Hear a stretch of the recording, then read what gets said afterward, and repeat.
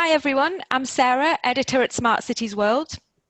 Thank you for joining today's webinar, which we're pleased to be running with the newly launched Women in Mobility Network in London.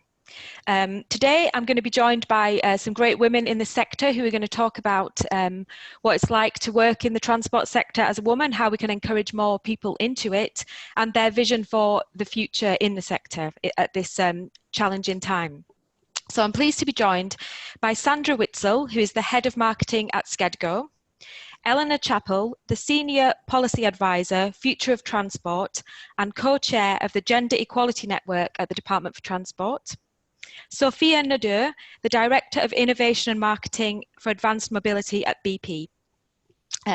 Pleased to also have with us Annie Redaway, a Business Analyst for Mobility at Wray, and Olga Anapriyenka, who's a Senior Consultant for New Mobility at Steer. And they are also the joint founders of the Women in Mobility Group in London. So today's format is going to be a brief introduction from Sandra about why this Women in Mobility Group has launched, how it's going to work, and how you can get involved. Then we'll have a short panel discussion with Sophia and Eleanor, which Sandra will lead. And then we will encourage you in the audience to send in your questions via the panel, and we're going to take those in a short Q&A session at the end, where you'll be able to send questions to Eleanor, Sophia, and the founders of the Women in Mobility Group. So this session will be recorded, so you'll be able to share it with your colleagues afterwards. And so welcome, Sandra. Looking forward to hearing more about this new network that you've launched. Yeah, thanks, Sarah. And hi, everyone. Thanks for joining us on today's event. It's our first event, and it obviously has to be digital because we're all in the lockdown, but I hope you'll find it entertaining and informative anyway. So Annie, Olga and I founded the Women in Mobility London Hub, and in March we actually launched on International Women's Day, and we're part of a wider Women in Mobility group that originally comes out of Germany. They started there 5 years ago and spread across pretty much all major cities in Germany. They're also present in Austria and Switzerland, and now we are the first English-speaking hub. And the purpose of this group is really to offer a place for women in the mobility industry to network, come together, exchange ideas, have a bit of fun, and yeah, really connect everyone in London who's in the mobility space. So at some stage we'll be able to do physical events again, and I hope lots of people in London are going to join us then. And yeah, I guess I'll head straight over to our guests. Eleanor and Sophia, thank you so much for being our panelists today. And I thought to kick things off, we'll start with something a bit more entertaining. And I was going to ask you, what is your most memorable or adventurous journey that you've ever taken? And while you think about what that was, I could maybe share mine. It wasn't adventurous at all. It probably will go down in the history of the most boring journeys ever. I once took an Amtrak train from Seattle to Glacier National Park a few years ago in the US. And it was quite an interesting process. We got on the train, and the train started sort of going quite slowly for quite a long time. And at some stage I asked my husband, I said, so when are we actually going to start, you know, going like full speed? And he was like, no, this is the speed we're going to go. And it actually took 10 hours, what should have been a maybe 2-hour trip, because that's just how trains work in the US. They're incredibly slow. Passenger trains have to give way to freight trains as well. So we were also 2 hours late, which apparently is not too bad. But yeah, it's definitely my most memorable because most boring train trip I've ever taken. What about you, Eleanor? That's a great story. I think mine would be going back to my Duke of Edinburgh gold trip. We went to the Brecon Beacons, and we were in our kind of rickety school minibus into the depths of the valleys, and then the snow started. But we started anyway, and we kind of walked for the first couple of days. And on day 3, the snow was so heavy that our tent fell in overnight. We were on this tiny farm in the middle of nowhere, and this lady who owned the farm must have been in her 80s or 90s, was really tiny, and she let us into her, there's about 15 of us from different groups, she let us into her house and gave us all tea in little teacups and stuffed our shoes with newspaper. We were just in the middle of nowhere. And it's just, yeah, such an adventure. She was so adorable. That sounds very English. Yeah. That's a great story. What about you, Sophia? What's your most memorable or adventurous journey? Interesting question. I would say some years ago when I worked at Coke, I had to take maybe about 15 kids from Guatemala, Costa Rica, and other places, mostly in rural settings, and take them on different bus trips, and then to a plane, and then to Paris, because they were ball kids and flag bearers at the World Cup. And then I had to then take them from a plane to a bus to then where they were housed. And some of these kids had never even left their village. And it was quite an exciting, for them, thrilling, scary journey. And it just made that feel so special for me, because every moment of that journey for them, and by extension for me, was something which was, it just blew their mind. And I've never forgotten just the look in their faces when they were going through those different stages of the journeys. I mean, it was powerful. That's amazing. Makes you really appreciate when you do those things, doesn't it? Yeah, that's great. Thank you. Okay, well, let's get to the work and the projects that both of you are doing. So, Eleanor, you are also, apart from your policy role at the Department for Transport, you're also the co-chair of the Department for Transport's Gender Equality Network.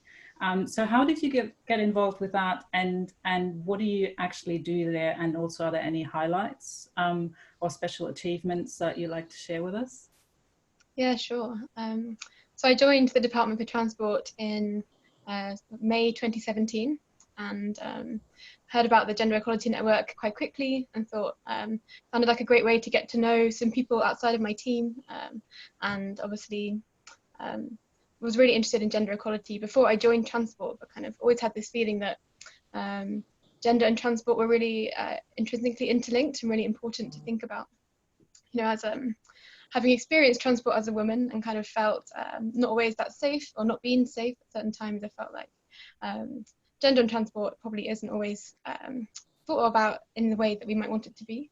So those are kind of the two main reasons I joined. And we set up the Gender Equality Network it's mainly a staff network. So the first few years I was part of it, we ran lots of really interesting events. And then I joined as a co-chair in December last year. I guess my role as co-chair is about supporting our volunteers. We have a few hundred members, and then we have a really core committee of about 20 people. And so my role is about supporting them and making sure that all the amazing work that they're doing is kind of having the most impact. And then otherwise making sure that we're listening to the department.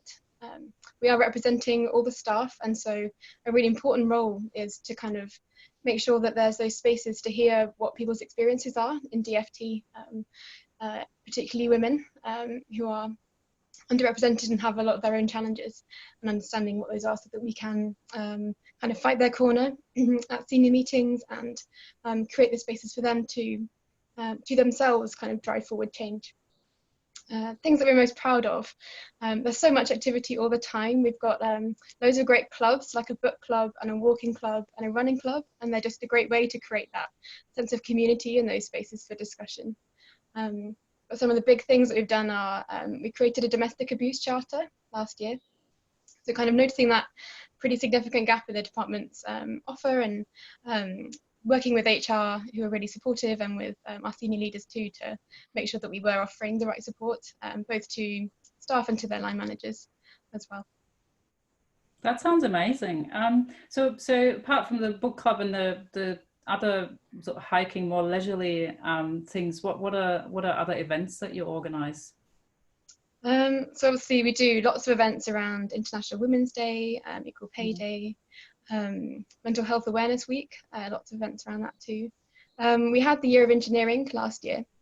Obviously engineering is this huge area where women are significantly underrepresented, and we had one of my most memorable events was the screening we did of Hidden Figures, It was so the film about the women who contributed to NASA's efforts to get the men into space in the 1960s, and we had 3 senior inspiring female engineers do a panel discussion first, and it was just such a great event to really spark the imagination, and yeah, just incredibly memorable, powerful event we did. It was good. That's awesome. That sounds like really great work. Thank you. Sophia, you're the Director for Innovation for Mobility and also e-mobility. How did you get there? And can you share any exciting projects you're working on? And also, we all want to know your opinion on where is particular e-mobility heading in the future? So my background is, so I have degrees in science, law, and business. And I've worked for a long time in consumer packaged goods and the FMCG consumer industry for a long time. I joined BP in early 2018. I love technology. I love the mobility technology, but I'm not in, but for me, technology is an enabler. It's how do we make our lives easier to move around? How do we get things how do we make ourselves get to where we need to go that much easier? And so for us and again, as well, I've also had a startup background. I've launched and run my own startup, and as well, I've been running innovation consultancies and programs around the world. But coming to BP has been quite exciting because yes, there's a huge amount of technology, both within BP and as well within the startup community, but it's how do you bring the technology together to solve customer problems? And the real challenge is that people spend about a quarter of their salary at any given week or month on transportation. And it's how do we make that more efficient and more effective for people to get where they're going. So right now, one of the focus areas is on helping mass adoption of electric cars.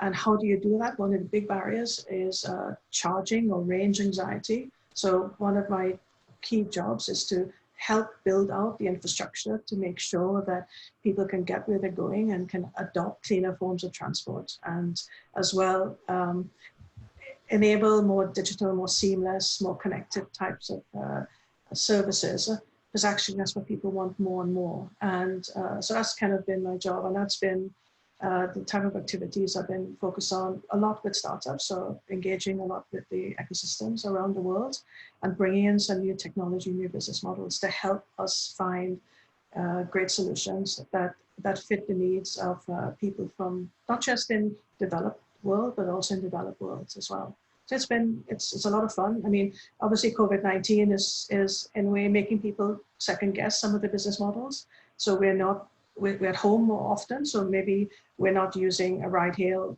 app, or we're not going out and about using public transport as much, but we're definitely wanting more and more stuff delivered to us, and that requires transportation as well. And it's thinking through both, well, how do we get through COVID-19 together, but then how does that then shape maybe our attitudes and behaviors, both in terms of maybe there's a rise in personal transportation, maybe we'll shun for a bit multimodal shuttles, who knows? But I think things will settle to a new normal, and it will probably be a better place. Yeah, that's really interesting. I mean, everyone's trying to figure out what that new normal is going to be. That's $1 million question, isn't it? You mentioned the term range anxiety. I find that a really fascinating term, because that obviously incorporates a sort of practical aspect of e-mobility, but also has a strong psychological component. So how do you deal with that in terms of innovation? It's a good point, because I mean, people kind of driving behavior is something that people kind of pick up as automatic, and you just kind of expect the car to go, and filling up the car, it's quite automatic, doesn't take time. But actually, when you need to move to a new technology, a new way of doing things, it's hard. It's hard to get that behavior change embedded. And so it's about making that behavior change as easy as possible for people to switch over to, but also providing the right incentives to encourage people over that hurdle. And so some of that psychological barriers are met through making the tech easier to overcome, but also providing incentives, and also ensuring that you have enough advocacy there to help people, pull people up over that barriers. So it's talking to people at an emotional level, but also obviously trying to provide a cost-efficient, effective new form of transport. So it's interesting. It's not just around testing the technology or validating the technology, but just understanding how can we embed that new behavior change and make it stick. Because I talk a lot in my team, my fantastic team, about stickiness. How do we get that customer stickiness to a better form of transportation? Yeah, that's very interesting. So yeah, I mean, mobility is not just about providing the right infrastructure. It is also about behavior change, and they're obviously very, very connected. Eleanor, you've been with the Department for Transport for 3 years now. In your opinion, what has changed in mobility during that time, in terms of behavior, but also in terms of technology, and also what has changed for women in mobility, do you think? Big questions. 3 years ago, I think, so actually before I worked in the Department for Transport, I was a conference producer, and I ran a couple of events on connected cars. And it's really strange thinking back to them now, how people then, so this is about 2016, we're talking about IoT, like it was a really big thing, the Internet of Things. I feel like the discussion's moved on so much from, you know, the thrill of connecting things by internet, and we're so much more advanced with our thinking now. And actually, I think the conversation has matured quite a lot. I think there's a lot more discussion now about the safety, the importance of safety, and the kind of the social impact of technology, and not just the kind of exciting opportunities that that innovation can bring as well. So recognizing that where there's opportunity, there's risk, and I think that's more better discussed than it used to be. Decarbonisation is definitely up the agenda. I think that's noticeable in the last 3 years. Whether that's the Greta effect or not, is definitely a priority. And certainly in the Department for Transport, it's we've launched our paper this week on the Transport Decarbonisation Plan, which is the kind of biggest piece of work we've done ever on transport and decarbonisation, which is really exciting. And then obviously new business models. I think in the last 3 years, we've seen so much more impact from Uber and dockless bikes and e-scooters all around the world. And so our streets are feeling quite different, or before COVID-19 anyway, our streets were feeling really quite different. So how that plays out in the long term, I think will be really interesting. Women in mobility, not enough, I'd say, has changed in 3 years. We definitely hope to see faster increase of gender parity and gender balance in transport. But I work in a future transport team, and I go to quite a lot of future transport events, and it's so frustrating to look around the room and look at the panel and feel like it could be 1920 rather than 2020. But I know there's so many great initiatives like the Women in Mobility group that you're setting up to kind of help combat that. And again, I think the discussion is changing. I think it's more mature than it used to be. There's a lot more commitment from industry and from organisations now with things like the gender pay gap reporting. In transport, there's the Women in Maritime Charter and the Women in Aviation and Aerospace Charters, which are both launched in the last couple of years. There is just that more meaty, serious commitment, I think, to gender balance than there was 3 years ago. Well, that's great to hear. Thank you. And Sophia, from your perspective as an innovator, how important is diversity for innovation, and how do you see that play out in practice? It's vital. I mean, if you think, as Eleanor was saying a bit, a lot of the people who are developing the innovations in the mobility space, they've generally been men, and they've come from the same education, similar socioeconomic background, and that's a challenge. And so what I've instilled in our team within the advanced mobility, which has been brilliant, has been, let's put the customer at the heart of it. Forget about us. What is it that the customer is asking for? So we've been really switched to a very customer-centric type of innovation pipeline development. And actually that has forced people out of their comfort zones and into facing some reality checks. So for instance, you're listening to female ride-hail taxi drivers in Chengdu, understanding what she wants, what are some of her challenges regarding mixing with her day job, but also caring for her elderly mother at home, making sure the kids are taken to school as well, and what role mobility and transportation and how we can help make her life easier. that has been quite a change as well in the way that we've been looking at innovation and making sure that we reflect what the needs are for BAME, passengers and drivers and other people, and really understand that this is not just a developed world solution. We need to make sure that the transportation ideas and the innovations that we develop are fit for purpose and also cater to people at different stratas. It was funny because I was in CES earlier this year, and I saw Saleta, who's the head of LA DOT, she and Daniela Harris, who I have incredible amount of time for. They really took the guy from Uber Elevate to task a bit around careful, your flying taxi idea is very much for the rich kids. How do we make sure that type of business model is also relevant to a much broader swathe of the cities? Because actually you need to get from A to B and you need different modes of transport, and you can't have modes of transport that are completely exclusive and are not able to reach a broad community. And that's, so it's interesting because I do think that there are many more women are having a voice in the mobility sector. I agree, some panels are quite male dominated, but we have to put our hands up. And I think there's so much talent around. I mean, Orly from Ecomotion, you know, there's people from Reach Now, there's a woman who runs Siemens Mobility, there's women everywhere. And it used to be that you just have Robin Chase be the only voice whenever you want to look at tech pioneers among a sea of men.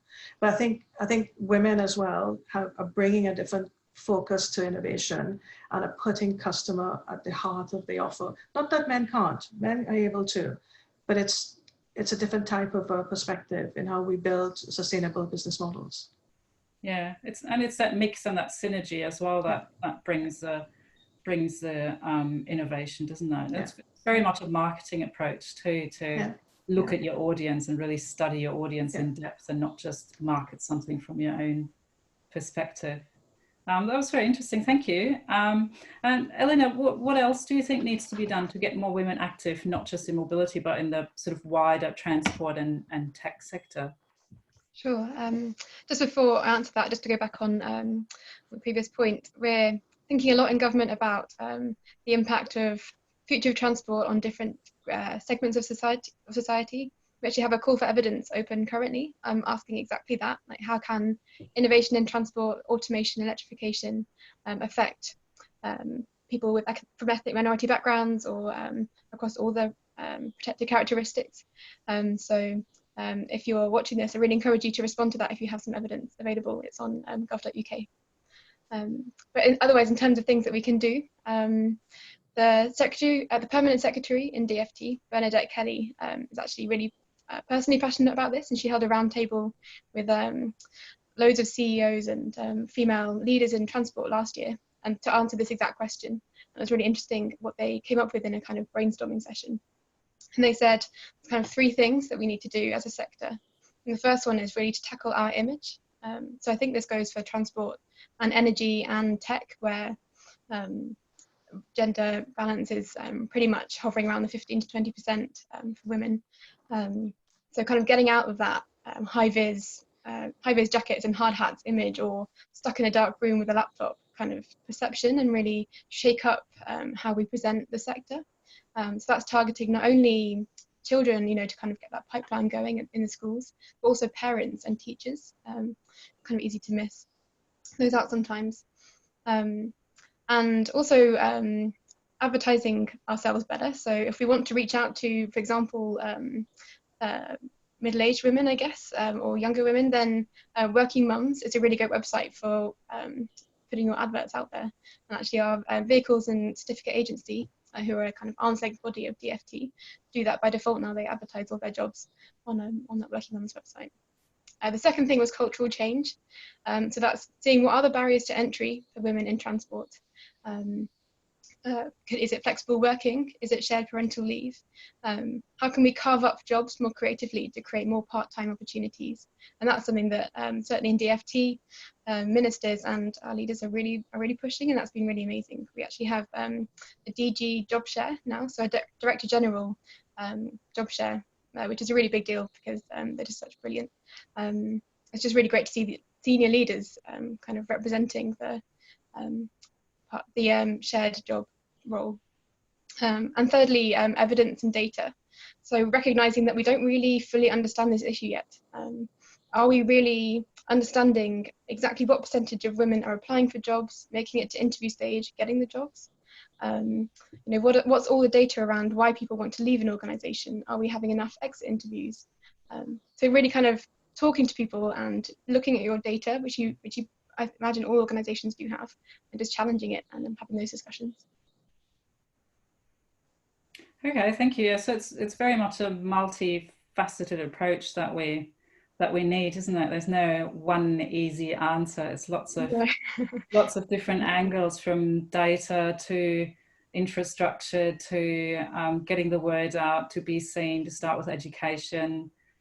We have to really tackle it from all sorts of different areas. And Sophia, we spoke briefly in a previous conversation about how female heads of state seem to be doing really well in handling the COVID-19 crisis. That's been getting some recognition in the media as well. Why do you think that is? And do you think that's a good sign for a more equal future? Good question. Of course, COVID-19 is a scary time for all of us. And I imagine most of us just want to curl up in bed with a good book and talk to our moms. So some may say maybe just a soothing female voice. It's what's leading some of what I call female leaders to really excel. But you've got people like Jacinda Ardern, who's the head of Prime Minister of New Zealand, Angela Merkel, who's kind of de facto head of EU, head of Germany, and Nicola Sturgeon. And these are three women. I mean, Jacinda's father's a police officer. Her mother is a school catering assistant. She was the second woman, I think, to have a baby while in office. But more importantly, these are quite qualified people. They've got, and often when you get to that stage, you're generally overqualified, which is kind of sometimes our problem. And so these are very qualified women. Angela Merkel is a scientist. She's a PhD in quantum chemistry.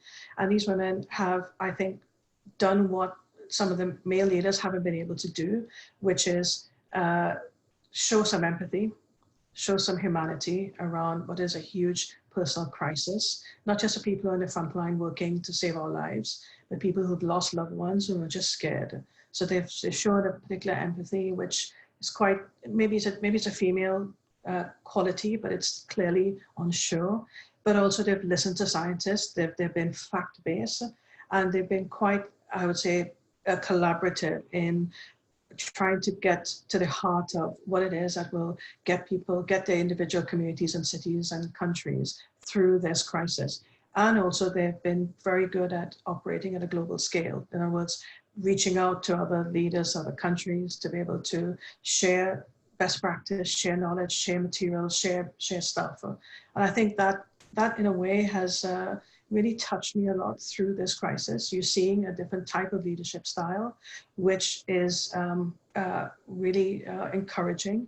And actually, because I don't see a very clear end to COVID. I think COVID is going to hang around for a long time. We're going to have to deal a lot of the economic consequences. And actually, this type of style, this type of leadership traits will be, in my view, more and more demand. And that's not just at a prime ministerial or presidential level. I can see this at a business level, because businesses are going through wrenching changes because of the pandemic. And it's going to require a different leadership style to be able to get through it. Yes, there'll be probably hard changes that are needed for economic reasons, but there's still people at the end of it. And I think in a way, it will make us much more cautious about ensuring that we're serving people, not just being there to protect shareholders. Yeah, that's some really good points there. Well, let's hope we'll get some more of that kind of leadership in the future. Let's stick with COVID-19 just for a little while. Eleanor, so we've all seen air quality has really improved dramatically across the globe during this crisis, one of the very, very few positive side effects that it has. Just from your personal point of view, how do you see mobility developing post-COVID-19?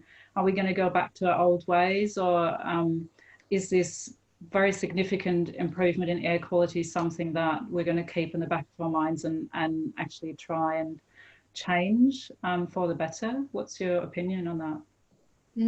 I think the big caveat to say at the start is that no one really knows, I don't think. There's so much uncertainty. It's really hard to tell. I guess. Or what would you hope for? Maybe we can phrase it this way. Yeah. Yeah, obviously the stats around air quality are amazing, I think.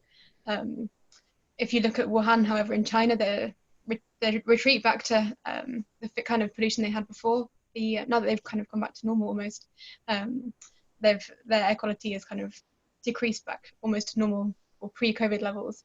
So maybe that's a warning to the rest of us that these behaviours aren't as sticky as we might want them to be. But I mean, hopefully, I think there's no doubt that people will want to work from home more after this. Obviously not everybody, but I think, we've all got the tech, and well, people who have been working from home have got the tech and the skills now to do more home working. So I imagine there will be much less demand on the system generally, in terms of the commute at least. And I think there's been a lot more active travel, so people have had a lot more time to explore their local areas and walk around and cycle. So hopefully we'd see a big increase in cycling, and that's certainly something that would be wanting to see anyway. As part of our transport decarbonisation plan, we've said we want to see a 50% increase in cycling, which is quite substantial. Secondly, I think we've all got really attached to our tech, and I think how we move will be, I think we'll expect to use tech in our mobility more. So in the same way that we're also attached to Teams or Zoom, I think we'll want to use apps more and more to navigate how we get around. And so I think more partnerships, more mobility as a service operations, I think they're kind of inevitable as we go forward, and people just want to be able to look at their phone, get the best option, go. I imagine that's coming. And finally, I think COVID's been really interesting. There's lots of interesting case studies of reusing space. So repurposing cycle lanes or bus lanes, or in France, they've been repurposing trains as hospitals. And I think there'll be lots of creative solutions going forward about how we, just questioning why do we use that piece of space for that activity, and is that right still? So I think kind of space as a service, or more creative solutions around how we use curbside spaces, for example, or parking spaces, will be an interesting change in the future. Yeah, and cycling is a really good example, isn't it? We can see a lot of cities providing more space for cycleways. And also I've been watching the situation in Australia quite a bit, because I've lived there for a long time. I've got the Australian residency, and bike sales have gone through the roof, to the extent that they're really quite hard to get now. And even after the COVID-19 crisis, or when it sort of, fades out a bit more, people will still have these bicycles. They will still want to use them. So hopefully, even in a very car-driven country like Australia, this will have some positive effects, long-term effects. What's your view on that situation, Sophia? So I work for BP, and even before the COVID-19 lockdowns began in the West, the CEO of Bernard Looney had announced a commitment for BP to be net zero by 2050, which is no small goal, but is quite an important objective.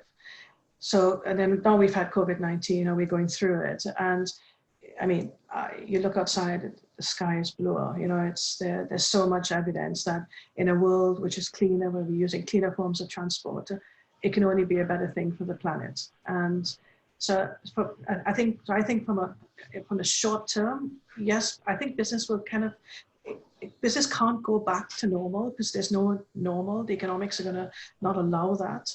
So you're going to find a lot more efficiency, drive for more effective transportation, which I think will also help us over that tipping point. Because as you know, there are lots of people who are saying, oh, maybe climate change let's slow down the efforts because we need to make sure that the developing world can catch up. But actually, the developing world is also wanting to see a cleaner planet, because we all have to live in this environment and make the best of it. And so my view is that in a way, COVID has been awful for us to deal with, both personally and our community. But actually, in my personal view, it's also forced us to take stock and to almost hit the pause button and remember what's important for life and our communities. And it's going to make us think, I think, quite carefully as we restart our economies again. How do we serve people, serve the planet in a better way, in a more human way, in a more sustainable way? So in a personal level, I think it's been hard, but potentially a good lesson that I hope we can learn as well. Yeah, well, fingers crossed. Yeah, thank you. I think we're doing pretty well for time, so I'll conclude with a last question to both of you. And personally, I was a big fan of the Sheryl Sandberg's book that she published a few years ago. And just bringing the conversation back to women in mobility, what do you think, to borrow Sheryl's language, what else can women do today to lean in and make sure they get a seat at the table? What advice would you give women, what they can do themselves today if they're either starting out in the mobility sector or they want to go ahead and advance their career in the mobility sector? Who wants to answer first? Eleanor, would you like to? Yeah, I can go first. I think there's kind of three things you could do. I guess once you're in an organization, so my three things that I kind of tell myself and also to our network are listen, speak up, and be kind, just because you can't ever be too kind. And listening is all about knowing where you are and knowing who's around you. So I think a really local, small, tiny step you can do to improving chances and opportunities for women in mobility is just to listen. Who is in your team? Do you know them? And ask, what are their experiences? And as you start to get that ball rolling, you start to flesh out those challenges that people are facing, and then you kind of get to know how the system works, and then you can work out how to navigate it. So I think listening is really important, and then speaking up, something that women don't always do enough, and don't always have the confidence to do, but it's so important. I think no one should rule themselves out of being able to speak up. You don't have to be loud and bolshy to speak up. It could be about just finding your way to influence. So in DFT, I found graphs and charts, stats and data gets you a long way. Like a good graph, and you can have a really constructive conversation with people you might not have otherwise thought you'd kind of get through to. So find your way to influence and have the confidence to speak up. Okay, thank you. Sophia, what about you? I would say, more and more businesses are realizing that equality is going to be a competitive asset for an organization. So I think the time is right, more so for women to stand up and get noticed. I would say educate yourself, make sure you know what's happening, get yourself in the right place in terms of take that extra course, do that extra sort of training.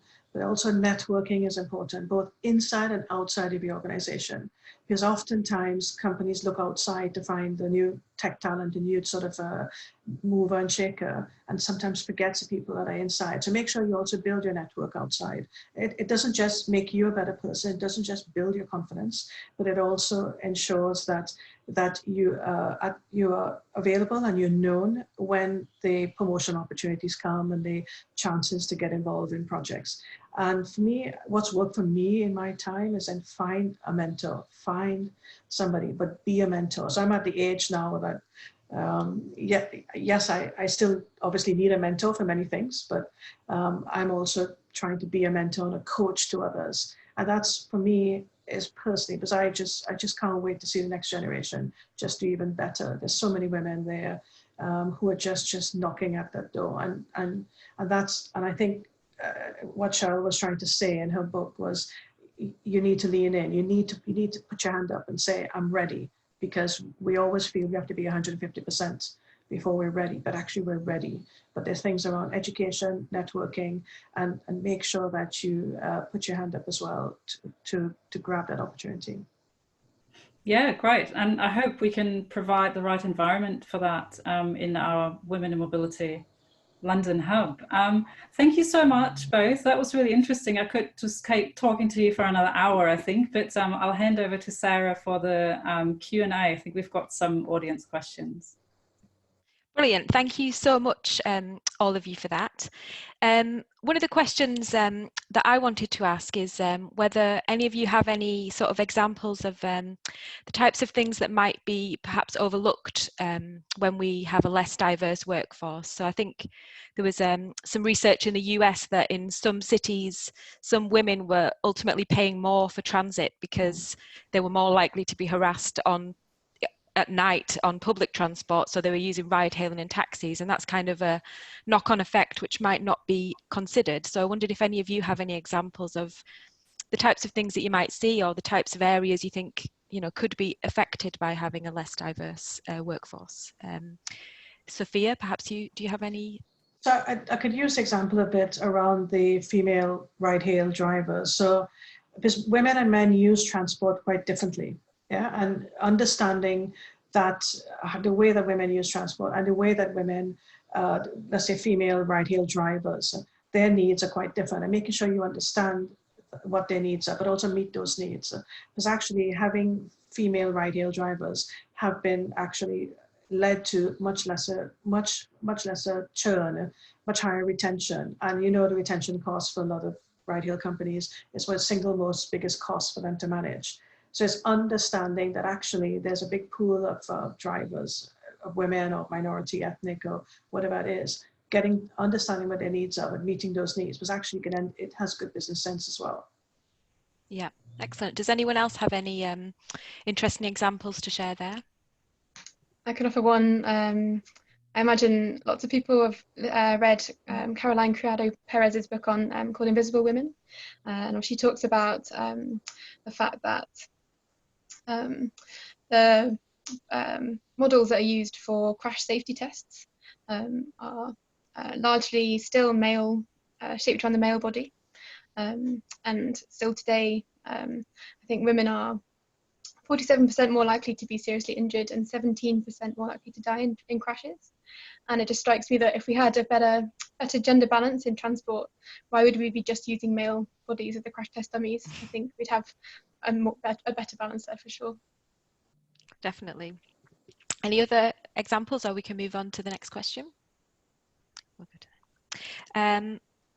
Eleanor, there was a question for you around the Gender Equality Network and whether there's funding available to get that going and how you balance it with your day job. Do you get extra time to work on those activities? Yeah, we have a small amount of funding from the Diversity and Inclusion team in DFT. There's a lot of senior support for what we do, which is really appreciated, and that means that we have some funding, I guess, for small events and for kind of things like banners and that sort of thing. Yeah. But in terms of time, I guess it is largely my own time. It's something that we do on the side of our jobs because we really care about it, and because I find it really motivating and really engaging, and kind of really embeds me in the department, which I find really satisfying. It is a struggle sometimes when work is really busy, and we kind of juggle that between us as a set of volunteers to work out how to focus our time. Okay, we have a good question in here about what can men do to make sure women are better valued and supported in the workplace. Olga or Annie, do you have any thoughts on that to give you a chance to contribute? Yeah, sure. I think basically if you have a man at your workplace, they probably should just appreciate certain obstacles which women can have, and try to understand our psychology better. And if we want to open up to someone with our problems, just be there and listen to women, and then make right decisions and being more supportive in making those decisions. Thank you. Sophia, any thoughts?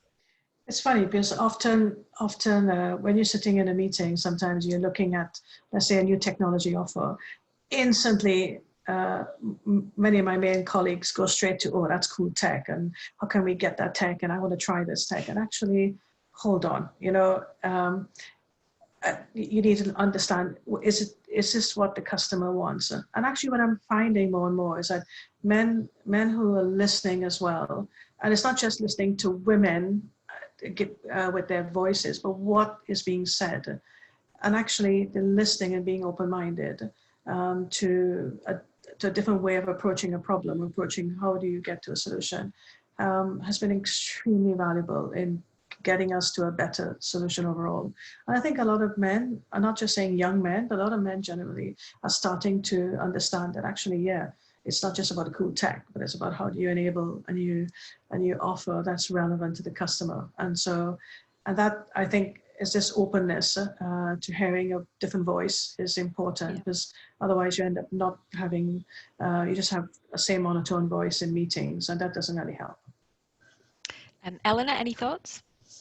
Yeah, I guess I'd say listen, speak up, and be kind again.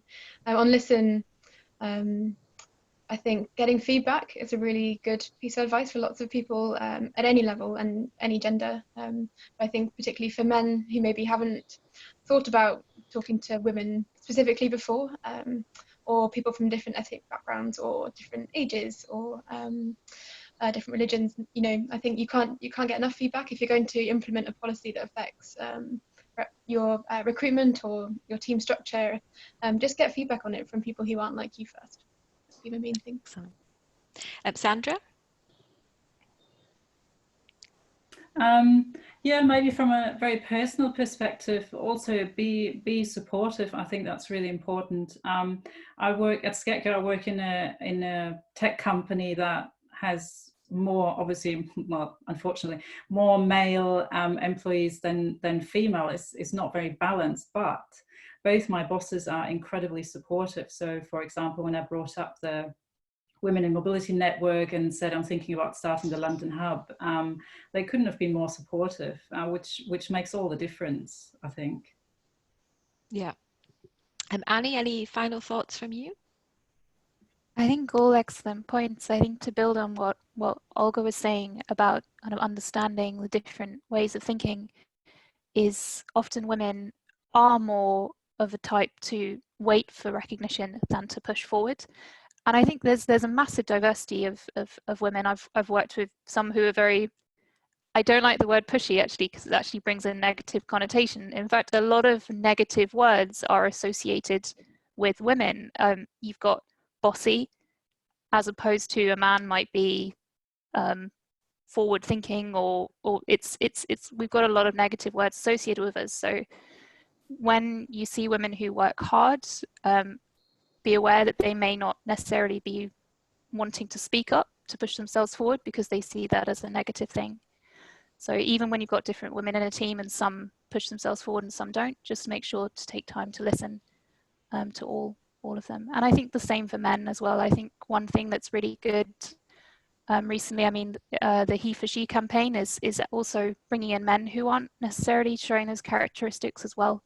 So I think we're in a really good place right now to be able to kind of address these issues on both sides, if we talk about sides. Yeah, brilliant. Okay, we've had another interesting question in about the changing role of the car. So, you know, how is that changing? So the question we've had is, what will be the role of the car by 2030, and what impact could that have on how women travel? I wonder if anybody has any thoughts on generally, you know, how the role of the car is changing and what that means for the way that women move around. It's a good point, because in many developing countries, women don't even have a driver's license. And so just not being able to own a car, not having the capital to be able to lease or buy a car, has meant that a lot of women have either been a passenger or has never been able to feel empowered to move as you would like. As you see more and more different transportation options using that cars, those cars become fleet cars and not necessarily owned by an individual. As you see more autonomous, more self-driving cars around, I think it's going to just liberate women. Forget about the pill. I mean, the pill was The pill liberated women about 30 years ago. This is going to, I think, self-driving and automation and that type of new style and new use of cars and types of forms of cars will liberate women even further. Because now there will be new freedoms to be able to move. You won't necessarily have to deal with a pushy taxi driver anymore. And I think it's huge opportunities for women as the way the role of the car changes in the future as well. Excellent. Eleanor, I think you had a point there. Yeah, I was going to echo similar points in that I think for women and men, car use in the UK is about the same, except that women own many fewer cars than men. So as we kind of move, hopefully, to more shared transportation, that would be more democratic, and there would be kind of more equal access, I suppose, to that asset. I think there's lots of opportunities. There's definitely risks as well. The car, obviously, it's very helpful for families, but in general, we'd want to kind of see more use of public transport, and for the sake of decarbonisation in the environment, the car as a way of getting around a kind of box isn't actually that ideal. So yeah, I think the car will be used for different purposes, and hopefully slightly less than it has been in the past. Annie or Olga, any thoughts to share? Yeah, I guess the key trends is the shared mobility and to move to connected and autonomous vehicles. So I think the key point here is how are they going to be designed? And we talked about the safety aspect. So if there is no driver, there can be potential danger for women to be in these self-driving vehicles. So whoever develops them, they need to take into account the perspective of women and how safe is it to be in these new cars. So I think the design will be really affected by this. Excellent. Sophia, you talked a bit about range anxiety, and we had an interesting question about whether this, whether there's a gender aspect to that, whether you're aware of whether it's been thought about in that respect. It's a good question. I mean, again, because more men buy cars, actually, a lot of the decision making for the car, even though the man actually buys the car, a lot of the decision in terms of type of car and when to buy is often made by the women. And actually, the women as a household and seeing that the car has brings a benefit in terms of household energy management, in terms of potentially saving money over time for the household budget. As that becomes more and more obvious, and we've seen that in some early research, that's going to even encourage more and more electric car adoption, because women, as they hold a purse string often in the household budget, see actually the benefit not just of the buying the car, but running the electric car as being far more efficient than a traditional car. So we're seeing it already, and so I think it's going to help as well over time in, as you said, reducing that range anxiety, because women aren't worrying that much about the range aspect. It's more around the household budget, but that will then almost make that issue disappear as one of the issues that is blocking the technology from getting mass adoption. Okay, thank you. So we have a question from someone in the audience who says that he works in vehicle development related to safety analysis, and in transport most of his colleagues are male, but many of the people he sees talking about mobility have been female. Do you feel that this is a sector trend?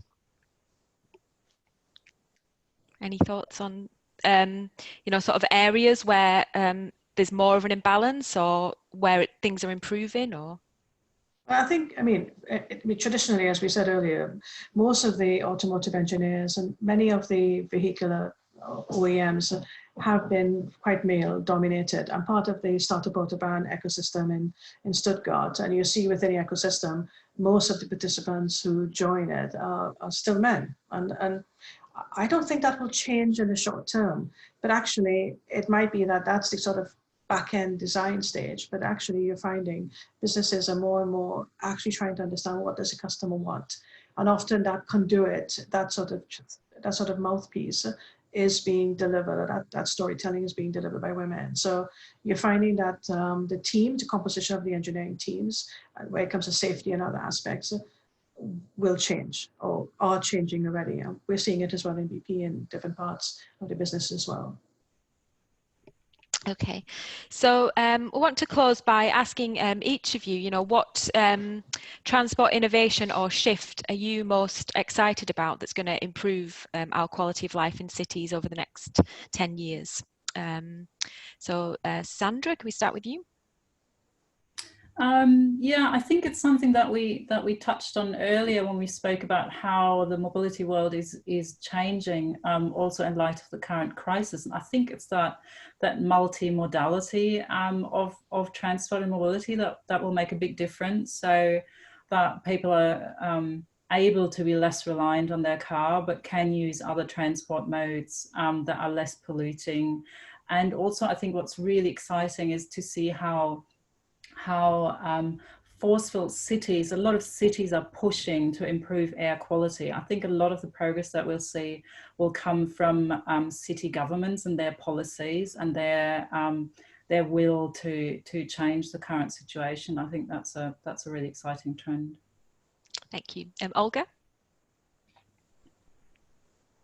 Yeah, so for me, I think one of the most exciting trends is the move and understanding of the climate change, and basically also push to decarbonization. And it can be achieved through increased shared mobility, increased active travel, behavioral change of people's attitudes, and of course electrification.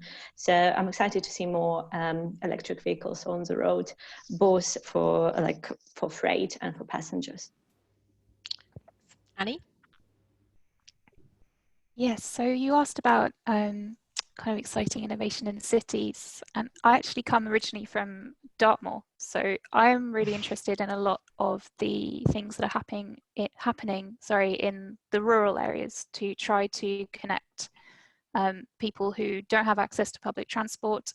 Probably, I think at home we have to drive at least 3 miles to get to a petrol station or to shops, and there's a large elderly population there. So I'm actually really excited with a lot of the projects that are coming up. A lot of things coming up funded by the government actually involve mass for rural areas. Lots of stuff coming out of Scotland, for example. So I'm actually really excited about that. I think there's loads of stuff going on in cities. That's great, but I think the rural side has been particularly interesting for me. Definitely. Sophia, what are you excited about? For me, transportation has been largely an analog affair. And I think as you see the digitalization of transportation, both in terms of from a supplier side and from a customer side, and connecting to in a much more seamless way, I think that's quite exciting, because that will probably serve the rural-urban challenge and to largely, because now you can match suppliers and you can match customers differently. So I think the whole digitalization of this experience and also access is going to make it more democratic and as well more cost efficient, and as well spread access to it in a more profound way than we've had in the last 20 years or so. Brilliant. And Eleanor, finally to you. Yeah, I think I'd agree with all of those. There's so much exciting technology and digitalization happening everywhere. But I do think just the humble bike and walking, just a trend towards that is a really exciting thing and great for the environment and for our well-being as well. Brilliant. Okay. So Sandra, to recap, could you just remind us what's coming next for the Women in Mobility group and how people can get involved? Yeah, sure. So next up will most likely be another digital event, because I don't think we'll be able to do a physical networking anytime soon. We plan on doing lunch and learn sessions as well, and we want to help women in the mobility sector hone things like their presentation and speaking skills. So we'll come up with some really practical things as well. And hopefully we can do a lot more of these panels too. So stay tuned. And yeah, and just follow us on Olga, Annie and me on LinkedIn. You can also connect with us on Twitter, and you can send us an email to london@womeninmobility.org, and also find us on the webpage womeninmobility.de/London. Brilliant. Thank you so much to all our panelists. It's been a really fascinating discussion, and at Smart Cities World, we're really happy to be able to provide a forum for this topic, which we think is important too. So appreciate your time and everyone for tuning in. This has been recorded, so you'll be able to share it with your colleagues, and thank you again. Thank you. Thank you. Thank you so much. Thanks. Bye. Bye. Bye bye.